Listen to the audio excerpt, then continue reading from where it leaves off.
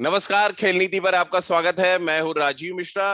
Cricket के मैदान पर मैच हो ना हो, इससे कोई फर्क नहीं पड़ता। क्रिकेट के मैदान के बाहर एक अलग तरीके का मैच हमेशा होता रहता है और ये मैच सोशल मीडिया पे देखने को मिलता है, अलग अलग प्लेटफॉर्म्स पे देखने को मिलता है। और मुद्दा हमेशा एक ही होता है कि क्या क्रिकेट के नियम हमेशा से बल्लेबाजों के लिए लचीले रहे, गेंदबाजों को उतना फायदा नहीं मिलता। और ये एक बड़ा सब्जेक्ट रहता है हमेशा से डिबेट का। खेल नीति पर आज हम चर्चा इसी बात को लेकर करेंगे कि आईसीसी में क्या खिलाड़ी जब कुछ पहल करते हैं तब नियम बदले जाते हैं, या आईसीसी एक लंबे समय तक इंतजार करता है किसी भी नियमों में लूप होल को खिलाड़ी पकड़े, उसके बाद कुछ ऐसा मैदान पे करें जिसकी वजह से आप मजबूर हो जाएं कि आप उस नियम को बदलें। अभी हाल में एक सोशल मीडिया प्लेटफॉर्म पर आर अश्विन, जो भारत के सबसे सफलतम गेंदबाजों में से एक हैं, उन्होंने फ्री हिट को लेके एक बड़ा ट्वीट किया था। उन्होंने संजय मांजरेकर के साथ एक वाद विवाद में ये लिखा कि जब नो बॉल डालने पे फ्री हिट दी जाती है तो फिर जब बल्लेबाज गेंद फेंकने से पहले क्रीज के आगे चले जाते हैं तो एक फ्री बॉल देना चाहिए। ये एक तरीका का सजेशन था, लेकिन कुल मिलाकर गेंदबाजों के लिए आवाज उठाने का काम आर अश्विन पिछले कुछ सालों से कर रहे हैं। खासतौर से जब से स्विच हिट मारना शुरू किया है बल्लेबाजों ने, आर अश्विन बहुत मुखर होके आके बोलते हैं प्लेटफॉर्म्स पे, और उनकी मांग में क्या कुछ सच्चाई नजर आती है, क्रिकेट का इतिहास क्या कहता है, इन सभी मुद्दों पे बातचीत करेंगे। एक बड़ा पैनल आज हमारे साथ है। हमारे साथ सबा करीम है, हमारे साथ राजकुमार शर्मा है और हमारे साथ निखिल चोपड़ा है, और इनसे हम बातचीत आज कई मुद्दों को लेकर करेंगे और खासतौर से तीन बड़े इंपॉर्टेंट मुद्दे होंगे। एक तो लगातार जो चर्चा चल रही है फ्री हिट को लेकर, उस पर बातचीत करेंगे। ये भी कहा अश्विन ने कि ये बहुत मैकेनिकल हो चुका है, मैकेनिकल टूल है जिसका इस्तेमाल इन दिनों हो रहा है, क्योंकि बहुत ज्यादा इस पे आप प्रिडिक्शन हो जाता है जैसे ही फ्री हिट आपको डिक्लेयर करते हैं। तो इन सभी मुद्दों पे बातचीत करेंगे। सभा भाई, चर्चा की शुरुआत आपसे ही कर लेते हैं। ये मैदान के बाहर जो ये क्रिकेट मैच चलता रहता है अलग तरीके का, जहां पे तमाम क्रिकेटर्स इन्वॉल्व रहते हैं, एक्चुअली डिमांड तो एक तरह से सही नजर आती है कि जितने भी नियम हैं क्रिकेट के, जो 42 नियम बनाए गए हैं, उनमें से ज्यादातर बल्लेबाजों को फेवर करते नियम है। और आप क्योंकि बल्लेबाज रहे हैं तो आप क्या बल्लेबाज की तरफ से बात कहना शुरू करेंगे? अगर आपको बल्लेबाज की तरफ से बात कहनी है तो फिर मैं निखिल भाई के पास चला जाता हूँ, क्योंकि आर अश्विन के लिए वो ज्यादा बेहतर बैक करेंगे फिर। नहीं राजीव, मुझे तो ये लगता है कि कई सारे लॉज हमेशा से रहे हैं। जी। उसको लॉज को किस तरह से आप इंटरप्रेट करें, ये निर्भर करता है अंपायर्स के ऊपर। अब ये जो हम लोग बात कर रहे हैं, नॉन स्ट्राइकर अगर बाहर निकल जाता है, क्या उसके लिए लॉ है? लॉ है। और जी। लॉ क्या है? 41.16 लॉ जो है वो क्लियरली स्टेट करता है कि एक नॉन स्ट्राइकर अगर बॉलर अपने डिलीवरी स्विंग के पहले अगर अगर बल्लेबाज नॉन स्ट्राइकर बाहर निकल जाता है क्रीज के, तो वहां से जी। अलाउड है नॉन बॉलर को रन आउट करना। जी। और ये लॉ काफी सालों से चला आ रहा है। उसमें एक दो परिवर्तन किए गए या फिर उसमें एडिशंस किया गया है उसको इंटरप्रेट करने के लिए, पर ये जी। अंपायर्स के लिए है। तो मुझे लगता है परेशानी यहाँ पर ये हो गई है कि जो कस्टोडियंस ऑफ द लॉ हैं, जो एमसीसी है, वो इसको बड़ी अजीबोगरीब अंदाज में देखती है कि अगर जी। किसी बॉलर ने इस प्रकार से रन आउट कर दिया तो वो स्पोर्टिंग स्पिरिट के खिलाफ है। तो जी। मैं इस बात को मानता नहीं हूँ, ये स्पोर्टिंग स्पिरिट के खिलाफ नहीं है। सही प्रकार से अगर हम लॉ को इंटरप्रेट करें तो बॉलर के ऊपर ये निर्भर करता है कि आप रन आउट करना चाहते हैं आप कर दें, अगर आप रन आउट नहीं करना चाहते हो तो आप ना करें। आप जितनी भी दलील दे दें, इससे कोई फायदा होने वाला नहीं है। जी। मुझे लगता है कि अगर जो बॉलर हैं वो इसका इस्तेमाल करेंगे ठीक से और अंपायर्स इसको मानेंगे, तो आने वाले समय में कोई भी परेशानी नहीं हो सकती है। अब लेकिन इसके ऊपर से इसमें आप क्या ऐड कर सकते हैं, जी। क्योंकि गेम हमेशा इवॉल्व कर रहा है। अब कुछ साल पहले तो फ्री हिट भी नहीं था, तो वहां जी। पर आप लॉज लेके आए। तो आईसीसी और एमसीसी जो कस्टोडियन ऑफ द लॉ है, उनको भी ये मालूम हो रहा है कि नए नए फॉर्मेट्स आ रहे हैं, बहुत जल्दी गेम जो है इवॉल्व कर रहा है। तो बहुत जरूरी है कि जो क्रिकेटिंग लॉज हैं वो भी इवॉल्व करें, उसमें भी जी। आपको एडेंडम्स लाने होंगे। नहीं तो आज के ज़माने में इतना ज़्यादा कॉम्पिटिटिव क्रिकेट हो रहा है कि कई सारे क्रिकेटर्स जो हैं, कई सारे जो प्लेयर्स हैं, इसका जी। नाजायज़ फ़ायदा उठाते हैं। बिल्कुल। और निखिल भाई, इत्तू सा पैर आगे जाता है तो फ्री हिट दे देते हैं। इत्तू सा, इतना छोटा सा पैर, तो बैट्समैन तो आधी बीच में खड़े हो जाते हैं। कुछ इंसिडेंट अभी आगे बात करेंगे कि बॉलर के हाथ से बॉल नहीं छूटा होता है और आगे खड़ा होता है कम से कम 4 फीट आगे। अब ऐसे में अश्विन रन आउट करते हैं तो कटघरे में खड़े हो जाते हैं। 2 बार तो मांगटेट वो कर चुके हैं। एक बार थिरुमाने को आउट किया उन्होंने, दूसरे बार बटलर को 2019 में आउट किया, तो उनको लोगों ने कटघरे में खड़ा कर दिया। लेकिन अश्विन ने बड़ी ब्रेवली आके प्रेस कॉन्फ्रेंस में कहा कि मेरा राइट है और मैं अपने राइट का इस्तेमाल करूंगा, कोई कुछ भी कहे। रिकी पॉन्टिंग ने एक बड़ा स्टेटमेंट दिया जब दिल्ली टीम से वो जुड़े कि मैं इस बात को बैक नहीं करूंगा कि अश्विन किसी को मार्केट करे, लेकिन अश्विन ने फिर आके कहा कि अगर कोई बैट्समैन भागता है मेरे बॉल डालने से पहले तो मैं करूंगा जरूर। तो ये एक तो ये डिमांड आप उसको कैसे देखते हैं कि फ्री बॉल देनी चाहिए अगर आप फ्री हिट दे रहे हैं तो? देखिए राजीव भाई, इसमें ना पहले दो पहलू हैं। पहले तो जब इत्तू से पैर बाहर निकलता है तो वो 22 गज की पिच ना और छोटी हो जाती है, तो फिर नियम के तौर पे वो गलत हो जाता है, क्योंकि एक गेंदबाज के लिए बड़ा फर्क पड़ जाता है और स्पिनर को नहीं, वो तेज गेंदबाज में बहुत फर्क पड़ेगा। कोई 150 किलोमीटर प्रति घंटे पे गेंदबाजी कर रहा है और उनके लिए वो बॉलिंग का एरिया जो है छोटा हो जाए तो दिक्कत रहेगा। बैट्समैन भी अगर क्रीज छोड़ता है, वो चाहे वो इत्तू से ही बाहर जाए और स्टंप हो जाएंगे तो वो आउट हो जाएगा। और ये जो जितने भी क्रिकेट के नियम है, ये बल्लेबाज के पक्ष में इसलिए है क्योंकि एक बैट्समैन को एक गेंद चाहिए होती है आउट होने के लिए। गेंदबाज के स्पेल में, चाहे T20 हो, आप 50 ओवर की क्रिकेट हो, टेस्ट मैच में हो, एक ओवर में 6 गेंदें मिलती हैं और लंबे स्पेल मिलते हैं, उनको गेंदे काफी मिलते हैं। और आगे चर्चा करेंगे कि बहुत सारे कमर्शियल्स उसमें इन्वॉल्व रहते हैं। कोई भी टेलीविजन ब्रॉडकास्टर या कोई नहीं देखना चाहता एक टीम 100 रन पे आउट हो जाए और दूसरी टीम जो है वो उसको 10-11 ओवर में बना ले, तो फिर वो अलग एक नुकसान होता है। लेकिन मैं अश्विन से बहुत सहमत हूं कि देखिए, जो अगर एक गेंदबाज के लिए नियम है कि आप मेरे बॉल डालने से पहले क्रीज नहीं छोड़ सकते, क्योंकि आप अनड्यू एडवांटेज ले रहे हैं बतौर बैट्समैन कि आप जब सिंगल रन चुराने की कोशिश कर रहे हैं तो आपका फासला जो है वो और छोटा हो जाएगा। क्रिकेट के नियम के तहत मैं आपको रन आउट कर सकता हूं, मार्केट जिस तरीके से उन्होंने किया, तो उसमें गलत क्या है? क्रिकेट का नियम एक बैट्समैन को भी मालूम है, क्रिकेट का नियम एक गेंदबाज को भी मालूम है, क्योंकि एक रन से, जब लिमिटेड ओवर्स क्रिकेट में एक रन से हार और जीत का फैसला होता है। आप T20 का फाइनल ले लीजिए, विश्व कप का फाइनल ले लीजिए, या कहीं पे भी ले लीजिए, अगर वो एक रन अतिरिक्त चुरा लेते हैं, आपका गेम टाई नहीं होगा। तो फिर ये इतना रोना गाना क्यों? जो नियम बनाए हैं तो उसमें फिर खेल भावना कहां से आ गई? अगर क्रिकेट नियम के साथ भी खेलना है, खेल भावना भी मिलानी है, तो गेंदबाज तो बेचारा मजदूर बन गया ना। लेकिन राजकुमार जी, अश्विन ने तो एक कदम आगे रख के सजेशन भी दे दिया। उन्होंने कहा कि फ्री बॉल होगा और उस फ्री बॉल पर अगर बल्लेबाज आउट होता है तो सामने वाली टीम के 10 रन भी कट जाने चाहिए। देखिए, ये तो खैर उनका एक सजेशन है और मुझे लगता है कि रिएक्शन है इस बात को लेकर कि ये फ्री हिट मिलता है।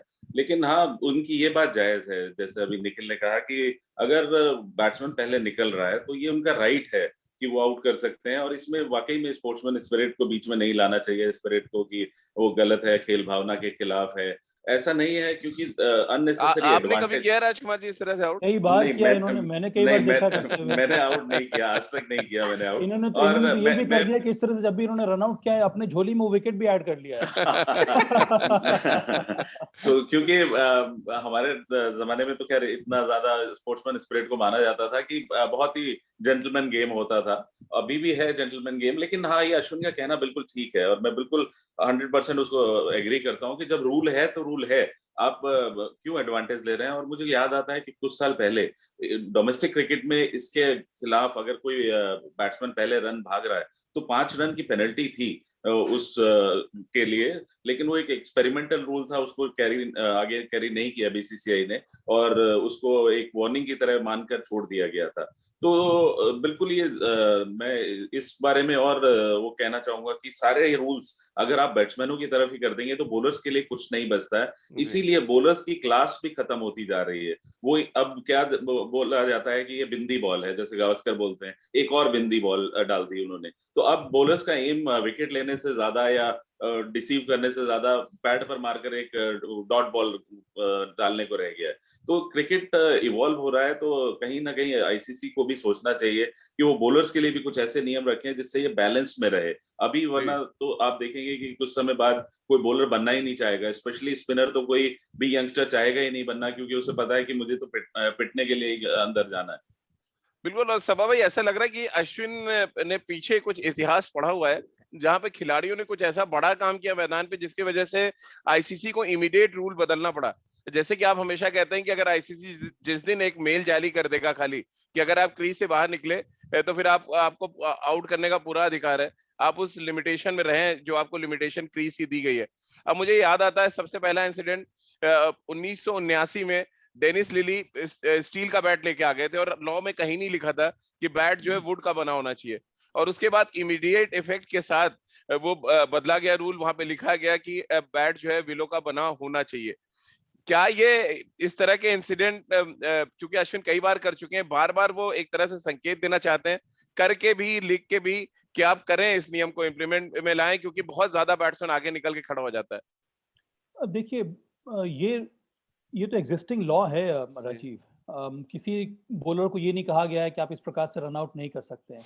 मुझे लगता है जिस तरह से लोग परसीव कर रहे हैं उसको, मीडिया जिस तरह से परसीव करता है, ये जो फॉर्मर जो इंटरनेशनल क्रिकेटर्स हैं वो जिस तरह से परसीव करते हैं, परेशानी वहां पर है।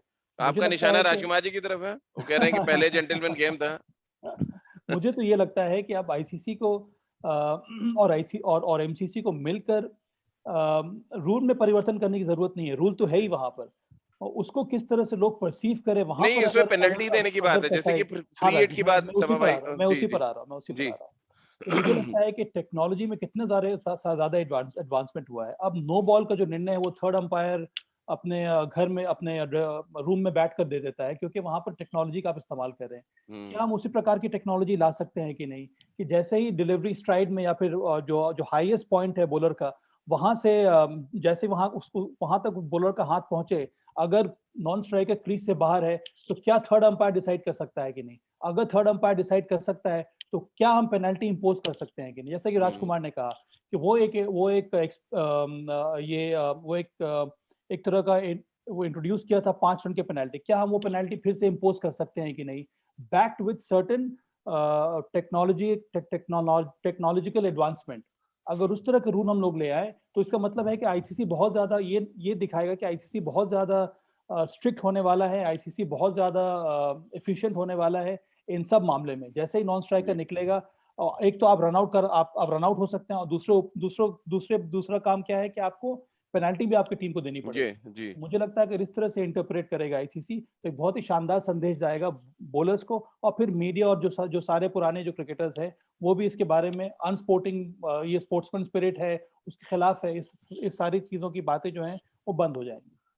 बताइए राजकुमार सर, आपके लिए सवाल था सीधा।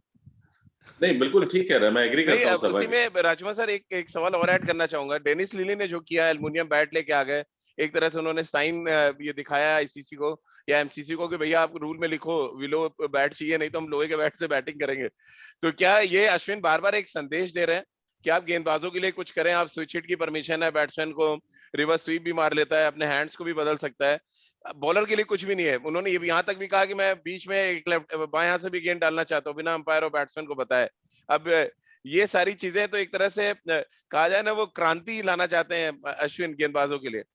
नहीं, देखिए ये एडवांटेज तो बॉलर्स को आप दे सकते हैं कि वो अपना हैंड चेंज कर सके। जब बैट्समैन अपना हैंड चेंज कर सकता है स्विच हिट मारने के लिए, तो अगर बहुत से ऐसे गेंदबाज हैं जो दोनों हाथ से गेंदबाजी करते हैं, तो अगर अश्विन अपने एक्शन में चेंज करके और लेफ्ट आर्म डाल दें, तो मुझे लगता है कि ये शायद आईसीसी को सोचना होगा कि इस रूल पे कि ये शायद अलाउ कर दिया जाए, और कर दिया जाना भी चाहिए, क्योंकि थोड़ा बहुत एडवांटेज बॉलर्स के पास भी होना चाहिए।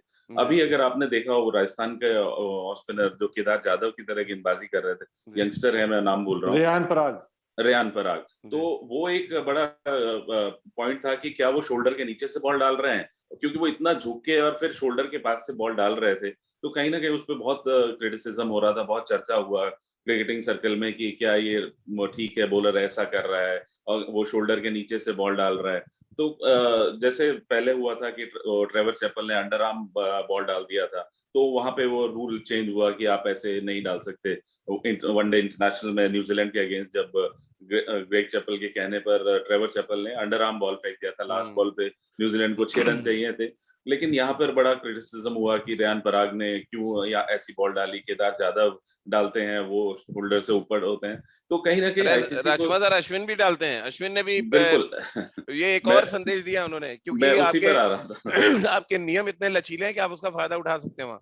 डेफिनेटली। तो ये सब बहुत सारी ऐसी चीजें हैं जो आपको देखनी होंगी। और यहाँ पे एक रूल और राजीव में डिस्कस करना चाहूंगा कि आप अगर देखें हैंडलिंग द बॉल, एक बड़ा अजीब सा रूल है, उसमें एक नया इंट्रोडक्शन हुआ है कि अगर बैट्समैन बॉल उठाकर बॉलर को देता है, बॉलर अपील करता है, तो रूल के हिसाब से वो आउट है। लेकिन एम्पायर ने अब क्या स्टार्ट किया है अब नए रूल के तहत कि वो बॉलर से पूछा जाता है या फील्डर से पूछा जाता है, are you serious, do you really want him. ये रूल आ गया निखिल। तो अब कि पूछा जाता है कि are you serious, you want him out, तो वो आउट है फिर वो। तो इस तरह के कुछ चेंजेस ऐसे करने पड़ेंगे अब आईसीसी को। निखिल भाई, ट्रेवरस चैपल का, हाँ जी आप कुछ कह रहे थे जी। मैं यही कह रहा था राजीव भाई, देखिए बहुत जरूरी है जिस तरीके से फॉर्मेट, एक और फॉर्मेट को ऐड किया है, 20 ओवर की क्रिकेट, 120 गेंदों का जो फॉर्मेट है, निखिल बहुत जरूरी है कम से कम। सॉरी, अब तो T10 भी शुरू हो रहा है। हाँ अब T10 भी स्टार्ट हो रहा है। प्लेयर्स और भी एडवांटेज लेंगे। बहुत जरूरी है कि कोई पक्षपात ना करके क्रिकेट का नियम जितना बराबरी में हो सके उतना होना चाहिए। अब एक दिवसीय क्रिकेट या 20 ओवर की क्रिकेट, या जैसे सौभाई कह रहे हैं अब ये तो 10 ओवर की क्रिकेट भी स्टार्ट हो गई है। एक गेंदबाज को आप एक बाउंसर अलाउड है। मैं समझ सकता हूं कि आप बाउंसर जो है अगर सर के ऊपर से गेंदबाज बार बार निकालने की कोशिश कर रहा है वो वाइड, वो तो वैसे भी नियम है, सर के ऊपर से नहीं अलाउ होना चाहिए। तो क्यों नहीं आप बाउंसर का ये एक गेंद वाला रूल खत्म कर दीजिए। उसका एक कारण ये है, एक तो विकेट इतनी बढ़िया हो गई है 20 ओवर के फॉर्मेट में या 10 ओवर के फॉर्मेट में, मैदान छोटा हो जाता है और आपके पास वैसे ही लकीरें बनी रहती हैं, वाइड गेंदें ना हो। ऑन साइड पे अगर वो बैट्समैन को हल्की सी बीट भी होती है, मतलब हल्की सी लगभग पैर पे लग के जा भी रही हो, तो वो वाइड का इशारा कर दिया जाता है, क्योंकि वो कहते हैं कि एक ब्लाइंड स्पॉट हो जाता है। तो आपको जो इतने पुराने नियम है क्रिकेट के उनके अंदर आपको बदलाव करना होगा, कहीं ना कहीं बराबरी वो लेके आनी होगी, ताकि गेंदबाज के हाथ में भी कुछ रहे, गेंदबाज के हित में भी कुछ रहे। मैं समझ सकता हूँ कि सब चाहते हैं कि अगर 20 ओवर का फॉर्मेट है तो 20वें ओवर तक मुकाबला चले, 40 ओवर की क्रिकेट हो, जो आपके जितने भी विज्ञापन हो वो ओवर के बीच में चले, सब कोई पैसा कमाए, लेकिन अंत में खेल कम से कम कहीं ना कहीं तो कुछ बराबरी का होना चाहिए। बैट और बॉल का एक सही मुकाबला होना जरूरी है। बिल्कुल सभा भाई, क्योंकि आईपीएल का दौर चल रहा है आजकल। हमने आईपीएल में अक्सर देखा है लोग स्विच हिट मारते हैं। अगर बॉलर एक पर्टिकुलर लाइन पे बॉल डालता है तो उसको वाइड दे दिया जाता है। सपोज ऑफ स्टंप के बाहर अगर राइट हैंडर के लिए सडनली वो लेफ्ट हैंडर बन जाएगा तो ऑटोमेटिक वो लेग स्टंप पे उनके पैर के बाहर वो बॉल गिरेगा। ऐसे नियमों पे तो सोचना निश्चित रूप से पड़ेगा कि अगर आप ऑफ स्टंप के बाहर वो गेंद डाल रहा है राइट हैंडर के लिए, सडनली बल्लेबाज चेंज होकर लेफ्ट हैंडर हो जा रहा है तो लेग स्टंप के बाहर हो गई गेंद, तो उसको वाइड दे दिया जाता है। अब इस नियम को आप कैसे देखते हैं?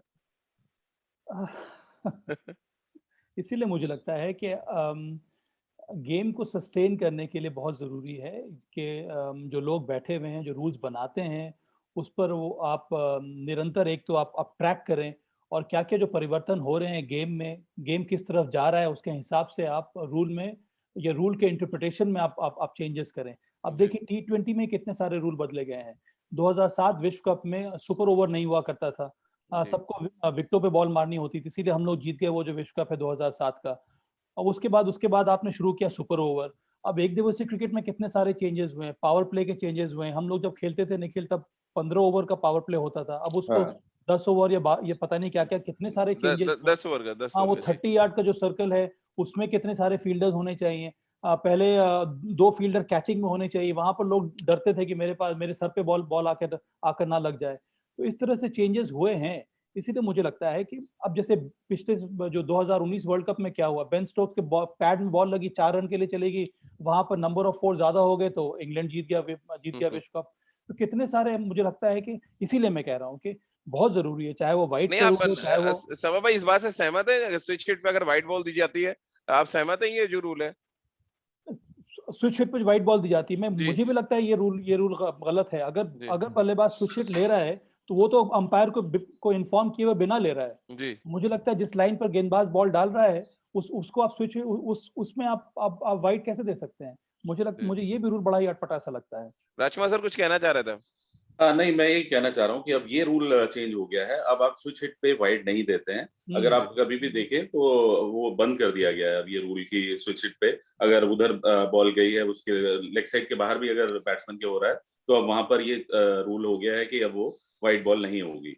लेकिन अभी मेरा ये मानना है कि जैसे निखिल गेंदबाज थे, वो अगर ऑस्टम के बाहर से एक बॉल डालते हैं, अच्छा बॉल स्पिन कराते हैं और वो बैट्समैन वहां पे बीट होता है लेकिन बॉल थोड़ा सा लेग स्टंप के बाहर चला जाता है, तो उसको वाइड दे दिया जाता है, जबकि वो फेयर बॉल है एक तरह से। ऑस्टम के बाहर वो पिच हुआ है, अगर बॉलर में कैपेबिलिटी है ज्यादा स्पिन करने की, वो स्पिन करता है और लेग स्टंप के बाहर बॉल चली जाती है।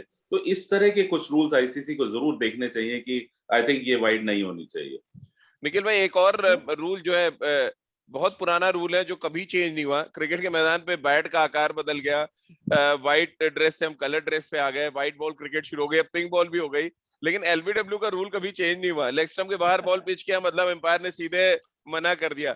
अब मुझे आज तक समझ नहीं आया, बॉल अगर हिट कर रहा है, मिडिल स्टंप पे भी जा रहा है टर्न करके, क्यों नहीं आउट दिया जाता है? क्या ये कौन सा रूल है? मुझे आज तक समझ नहीं आया कि लेग स्टंप के बाहर पिच करेगा सीधे। आजकल तो डीआरएस में भी दिखता है, लेग स्टंप के बाहर पिच, बॉल खत्म, अगला कोई डिसीजन नहीं पूछना है, नॉट आउट।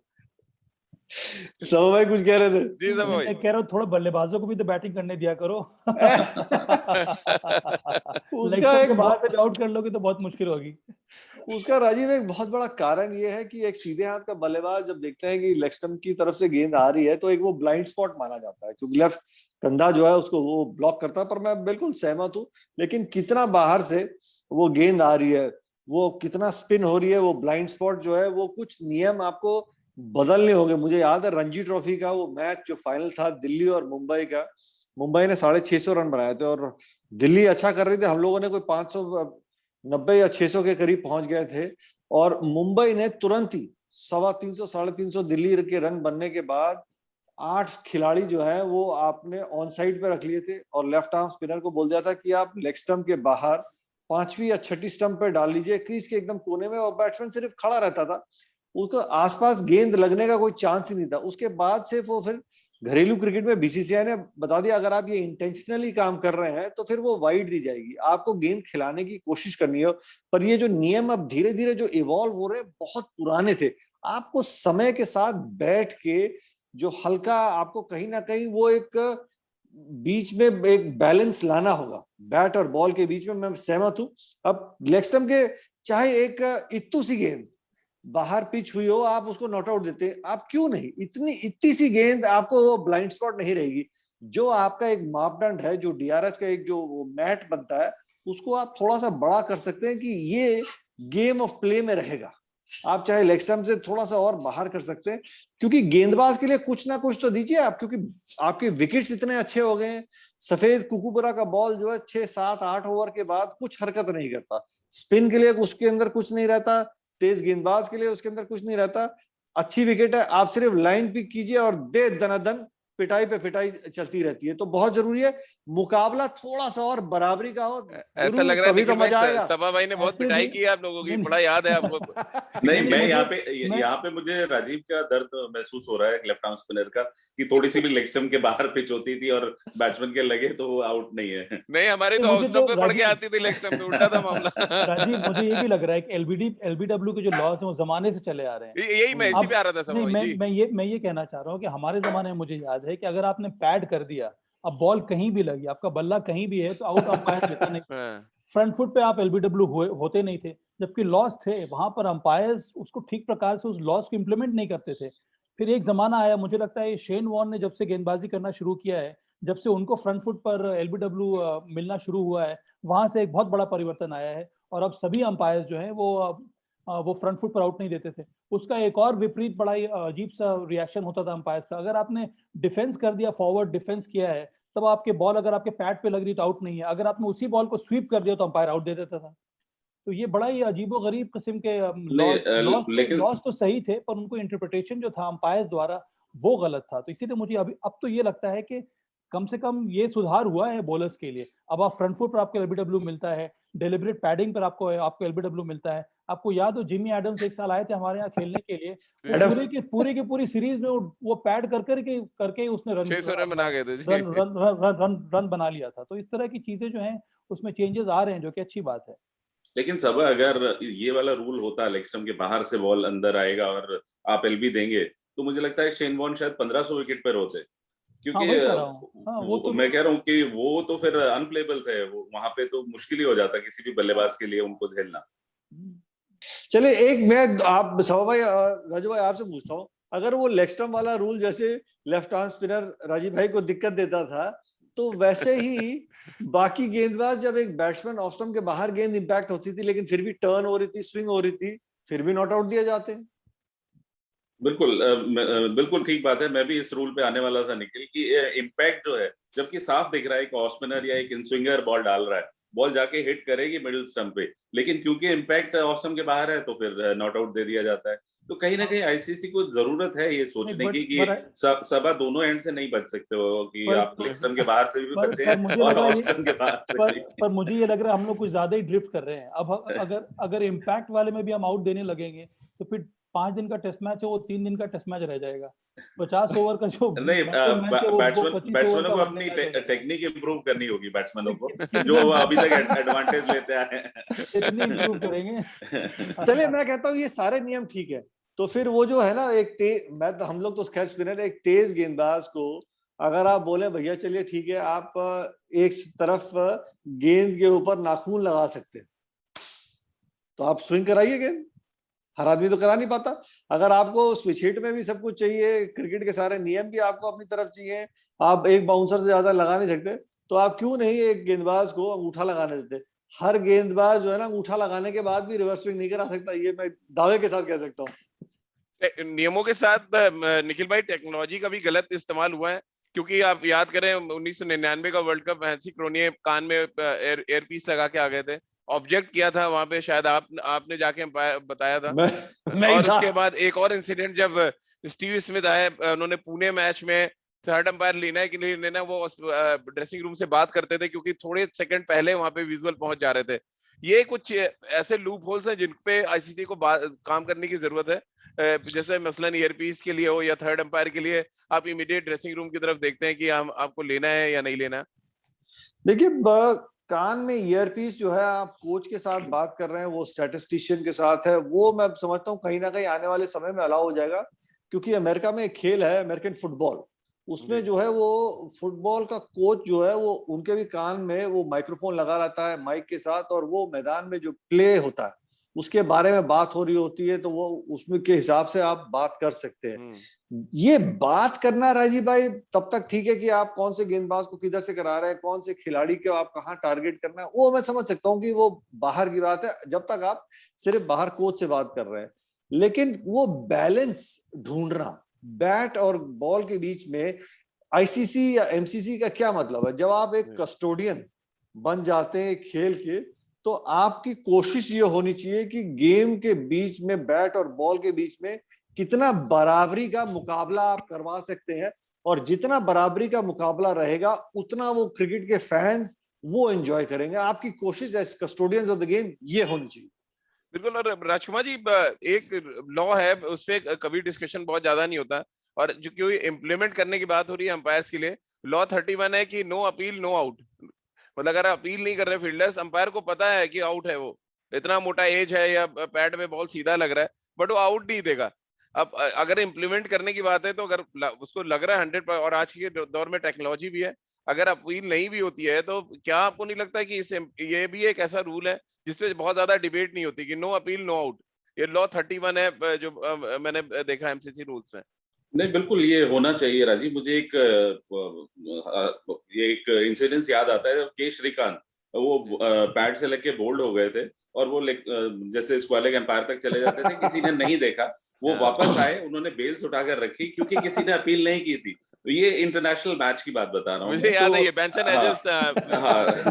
तो he was given not out, मतलब किसी ने अपील नहीं की। तो ये एक वो चीज थी कि जिसके लिए उनको आउट नहीं दिया गया। नहीं तो बल्लेबाज भी बहुत इनोसेंट थे, अगर जावेद मियांदाद होते तो पक्का कई लोग अपील कर देते उसमें। डेफिनेटली। और जब उन्होंने बेल्स रखी तब भी रियलाइज नहीं किया दूसरी टीम ने। ये बड़ी साइमन डेविस थे गेंदबाज, मुझे याद है, ऑस्ट्रेलिया के इंस्ट्रूमेंट जो डालते थे जिससे आउट हुए थे वो। बिल्कुल, ये एक रूल है। और मतलब कई सारे ऐसे रूल्स हैं, जैसे कि बेल्स नहीं गिरेगी, विकेट को टच होकर बॉल चली गई लेकिन बेल्स नहीं गिरी, या बेल्स कई बार ऊपर जाके वापस आ जाती है और बैट्समैन को नॉट आउट दिया जाता है। तो ये इस तरह के काफी रूल्स हैं जिनके बारे में डिस्कशन किया जाना चाहिए। आईसीसी को सोचना चाहिए कि अब क्या किया जाए। सबा भाई, कोई ऐसा इंसिडेंट आपके ज़हन में आता है जब आप हिंदुस्तान के लिए खेल रहे थे, कुछ ऐसा मजेदार वाकया हो जो इस नियमों से रिलेटेड रहा हो और बाद में आप लोगों ने ड्रेसिंग रूम में जाके बातें क्यों उस पर्टिकुलर रूल पे, कभी कोई ऐसा इंसिडेंट ज़हन में आता है? मुझे तो एक इंसिडेंट याद है, पता नहीं निखिल तुम थे कि नहीं उस टीम में। शारजा में हम लोग ये मैच खेल रहे थे पाकिस्तान के विरुद्ध, और ये मेरा एकमात्र रन आउट जो मैंने किया था एक कीपर होते हुए। वो इंजमामुल हक और यूसुफ यहाना बल्लेबाजी कर रहे थे, और दोनों के दोनों एक ही क्रीज पर पाए गए, और उसी क्रीज पर मैंने थ्रो किया था। तो इंजमामुल हक उस पूरी श्रृंखला में बेहतरीन फॉर्म में थे, तो हम लोग यही चाह रहे थे कि इंजमामुल हक को रन आउट दे दिया जाए, और यूसुफ यहाना अगर और थोड़ी बल्लेबाजी कर ले तो ठीक होगा। पर अंत में अंपायर ने यूसुफ यहाना को रन आउट कर दिया। तब उस वक्त चर्चा हो रही थी कि भाई किसका बल्ला पहले था। वो भी रूल है ना कि कौन पहले स्ट्राइकर नॉन स्ट्राइकर पे पहुंचा है, या फिर किसका बल्ला आगे है। तो बाद में देखा गया टीवी रिप्ले के द्वारा कि यूसुफ यहाना पहले घुस रहे थे अंदर, इसी वजह से नहीं, यूसुफ यहाना बाद में घुस रहे थे, इंजमामुल हक का बल्ला अंदर था, इसी वजह से यूसुफ यहाना को आउट दिया गया था। तब वो काफी देर तक चर्चा हुई थी, पर थैंकफुली नेक्स्ट ओवर में फिर इंजमामुल हक भी आउट हो गए। तो दोनों तरह से हम लोगों के फेवर में ही रहा वो। तो सबा भाई ऐसा नहीं होना चाहिए कि कप्तान जब दोनों बल्लेबाज क्रीज में हो तो कप्तान से पूछ लिया जाएगा कौन सा बैट्समैन आप आउट चाह रहे हो?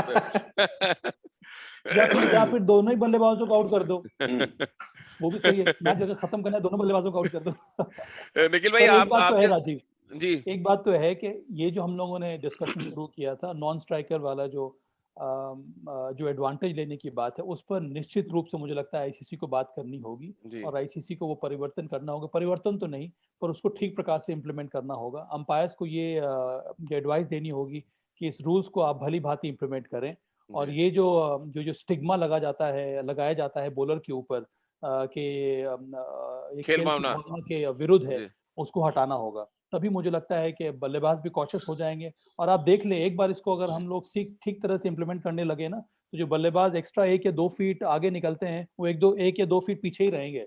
जी समय आपको एज ए कीपर एक और, अगर राजीव आपको याद हो, कानपुर के एक विकेट कीपर होते थे, और वो बहुत प्लानिंग से ऐसा करते थे कि लेग स्टंप के बाहर बॉल गई और वो ऐसे शो करते थे कि उनसे बॉल मिस हो गई है और वो फाइन लेग की तरफ गई है। फाइन लेग के फील्डर को वो आवाज लगाते थे बॉल फेंकिए, बॉल उनके हाथ में होती थी और जैसे ही बैट्समैन आगे जाता था वो उसको आउट कर देते थे। गोपाल शर्मा को उन्होंने आउट किया एक ऐसे मैच में। तो इस तरह के बहुत सारे इंसिडेंसेस हैं। जैसे अब आईसीसी ने वो फेक थ्रो को डिसअलाउ किया है जी, और उसी के चलते जिस तरीके से एक और नियम बदला है मैदान में, एक वो सॉफ्ट डिसमिसल, अगर आप लोग बार जी कि एक अंपायर, अब वो मान लीजिए स्वीपर कवर पे किसी ने कैच ट्राई किया हो और इनकंक्लूसिव हो, पूरी तरीके से समझ ना आ रहा हो कि एक खिलाड़ी ने कैच पकड़ा या नहीं पकड़ा, अब उनको जब दुविधा में होते थे तो होता था नॉट आउट, और अगर आउट दे देते तो आपको उनका जो ऑन फील्ड सॉफ्ट डिसमिसल है उसको ओवरटर्न करने के लिए आपके पास वो कंक्लूसिव एविडेंस होना चाहिए। इतनी दूर का आप कैसे कह सकते हैं कि जी आउट है या नॉट आउट है, जब आप थर्ड अंपायर के पास जा ही रहे हैं, तो वो सॉफ्ट डिसमिसल का क्या आपको लेना देना है। शुक्र है कि कम से कम वो बदलाव तो आया। जी निखिल भाई, एक इंसिडेंट तो बताएं कोई जो आपके जहन में आता हो जहां पे अंपायर से लैप्सेस हुए हो, रूल्स सही तरीके से इम्प्लीमेंट ना किए हो, कोई ऐसा मैच याद आता हो? देखिए, अब तो मैं बोल सकता हूँ खुल के, हम लोग मजे में बात करते थे जब रणजी ट्रॉफी और ये सब खेलते थे, जब अंपायर साहब जितने भी हमारे साथ खेले हैं, आप बुरा ना मानिएगा बगैर किसी का अनादर किए हुए, अगर अंपायरिंग अच्छी नहीं हो रही होती थी ना, तो हमारे ड्रेसिंग रूम में एक सीनियर खिलाड़ी होते थे, तो उनसे हंसी मजाक में पूछता था कि बंटू सिंह की बात करो, बंटू भी आज अंपायर कौन है? कहता है एक पासे गर्ग, दूजे पासे बेड़ा गर्ग। तो देखिए, हम लोग ये सब चीजें तो होती रहती है, और एक यही तो खेल का मजा भी है कि एम्पायर गलतियां करते हैं, ये कि ह्यूमन एरर रहता है, और ये part and parcel of the game है। आप टेक्नोलॉजी लेके आ रहे हैं वो गलतियां कम करने के लिए, पर टेक्नोलॉजी भी इतनी पुख्ता होनी चाहिए 100% सही, क्योंकि टेक्नोलॉजी होने के बावजूद भी अगर आप गलतियां कर रहे हैं तो फिर तो आप वह पुराने सिस्टम में चले जाएं, वो कहीं एक बेहतर विकल्प होगा, मेरा ये मानना है पर्सनली। क्योंकि आप किसी भी काम में टेक्नोलॉजी यूज कर रहे हैं ना, तो 100% आपको कंक्लूसिवली बिल्कुल सही होना चाहिए, तभी आप इसका जी इस्तेमाल सबा कीजिए। भाई कंक्लूड करते हैं आप जी अपना। मैं निखिल की बात को मान रहा हूँ, पर मुझे ये भी लगता है कि अब जैसे बहुत सारी बातें जो चर्चा में है इस समय, बहुत बड़ी चर्चा जो इस समय हो रही है वो है ये जो डीआरएस के बाद जो एलबीडब्ल्यू का होता है, अंपायर्स कॉल होना चाहिए नहीं होना चाहिए। जहाँ जैसे ही एलबीडब्ल्यू का मामला आता है, इसका मतलब है कि बॉल पैड में लगी है विकेट में लगने के पहले, तो वहां पर जो लॉज ऑफ प्रोबेबिलिटी है, जो मैथमेटिक्स के जो लॉज हैं वो सामने आते हैं कि कितने ज्यादा चांसेस रहेंगे बॉल को विकेट में हिट करने के, अगर वो बल्लेबाज का जो जो पैर है वो सामने ना आए। उसी को ध्यान में रखकर ही आईसीसी ने ये निर्णय लिया है कि अंपायर्स कॉल होना चाहिए। और ये आईसीसी का ही निर्णय नहीं है, इसके पीछे बहुत बड़ी रिसर्च की गई है। कई सारी जो इंजीनियरिंग जो कंपनीज हैं, एमआईटी का नाम मैंने सुना है, अनिल कुंबले क्योंकि उसमें इन्वॉल्व हैं, उनसे मेरी कई बार चर्चा हुई है। और इसी वजह से अभी भी इतने ज्यादा क्लैमर के बाद भी वो रूल अभी भी एग्जिस्ट कर रहा है, क्योंकि वो बहुत कुछ निर्भर करता है लॉज ऑफ प्रोबेबिलिटी के ऊपर। क्या पता कि पैड में लगने के बाद, अगर पैड में लगने के बाद बॉल कितनी ज्यादा टर्न करेगी, कितना मूवमेंट होगा, इन सब चीजों को ध्यान में रख कर ही तो मुझे लगता है टेक्नोलॉजी का इस्तेमाल जरूर होना चाहिए और हो भी रहा है। पर कई सारी चीजें हैं जिनका हल ढूंढना टेक्नोलॉजी से उतना आसान नहीं है, तो वो मुझे लगता है कि बहुत ही बड़ा एरिया है जिस पर ध्यान देने की आवश्यकता है। समय एक इसमें मैं बड़ी एक इंटरेस्टिंग प्रोबेबिलिटी देता हूँ। एक गेंद बैट्समैन के पैर पे जाके लगती है, बॉलर अपील करता है और अंपायर आउट देता है। बैट्समैन क्योंकि अंपायर कॉल है वो आउट दे दी जाते हैं। सेम गेंद नॉट आउट देते हैं, बॉलर अपील करता है डीआरएस के लिए, अंपायर कॉल वो नॉट आउट, तो एक ही गेंद एक के लिए आउट हो जाएगा। नहीं, ऐसा नहीं होता है। अंपायर्स कॉल डिपेंड करता है percentage of the ball that is hitting the stumps. अगर वो अंपायर ने आउट दे दिया और अगर जो डीआरएस है, ये जो हॉकाई है, वो डिसाइड करेगा कि जो परसेंटेज ऑफ बॉल जो है वो उतना नहीं हिट कर रहा है, तो फिर वो नॉट आउट करार दिया जाएगा।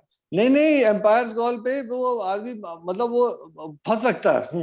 नहीं वो नहीं होता है निखिल, यही मुझे लग रहा है कि हम लोग भी किस प्रकार से इंटरप्रेट करते हैं वो भी कई बार गलत हो जाता है। अंपायर्स कॉल बहुत कुछ निर्भर करता है लॉज ऑफ प्रोबेबिलिटी के ऊपर, कितने परसेंटेज ऑफ द बॉल है वो विकेटों पे हिट कर रहा है कि नहीं कर रहा है। तो चलिए राजकुमार जी फाइनली कंक्लूड करते हैं। मुझे लग रहा है हमारी चर्चा सुन के आपको नहीं लग रहा आईपीएल सीजन 14 के जो बचे हुए मैचेस होने हैं दुबई में वहां पे ये मार्केटेड वाला ज्यादा तो नहीं पड़ जाएगा, क्योंकि हम सबने एक सुर में कह दिया कि नहीं अश्विन जो कह रहे हैं सही है, आप रन आउट तो करें, खेल भावना कोई बात नहीं होगी, साथ में पेनल्टी रन की भी बात हो गई है।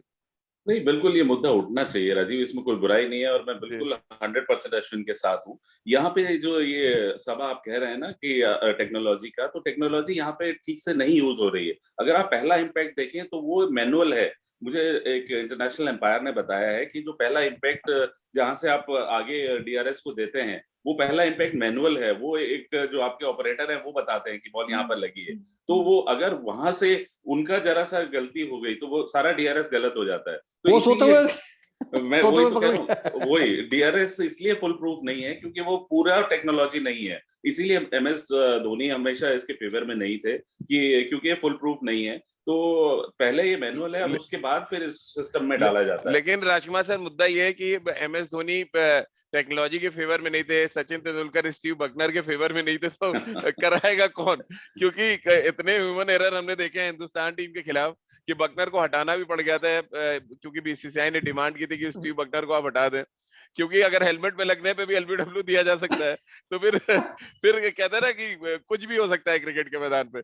चलिए आप तीनों का जी पाकिस्तानी अंपायर्स जब न्यूट्रल अंपायर क्यों आए थे, जब दो पाकिस्तानी अंपायर्स ने इतनी हद कर दी थी कि आपको न्यूट्रल अंपायर लाने नाम याद है दोनों अंपायर्स के? दोनों खिजर हयात और चलिए बहुत बहुत शुक्रिया आप राजकुमार सर, निखिल भाई और समा भाई आपका हमारे साथ जुड़ने के लिए। और आज बड़ा इंटरेस्टिंग सब्जेक्ट था, मुझे लग रहा है हमारे जो श्रोता है, दर्शक है, उन्होंने काफी कुछ सीखा भी होगा और आने वाले टाइम में जब वो बदलाव देखेंगे तो इस चर्चा को भी जरूर याद रखेंगे। तो खेल नीति के साथ हर शाम आप 7:30 बजे सिर्फ आईवीएम के यूट्यूब चैनल और फेसबुक पेज पर हमारे साथ जुड़ सकते हैं। इसके अलावा आप अपने सवाल भी हमें भेज सकते हैं @राजीव मिश्र। इसके अलावा खेल नीति पॉडकास्ट @gmail.com पे अपने सवाल भेज सकते हैं। खेल नीति का हर एपिसोड आप सुन सकते हैं आईवीएम ऐप पर, ivmpodcast.com पर। इसके अलावा गाना, स्पॉटिफाई, सावन और गूगल पॉडकास्ट के साथ साथ IVM पॉडकास्ट के हर प्लेटफॉर्म पर आप खेल नीति के हर एपिसोड को सुन सकते हैं। बहुत बहुत शुक्रिया आप सभी का हमारे साथ जुड़ने के लिए। IVM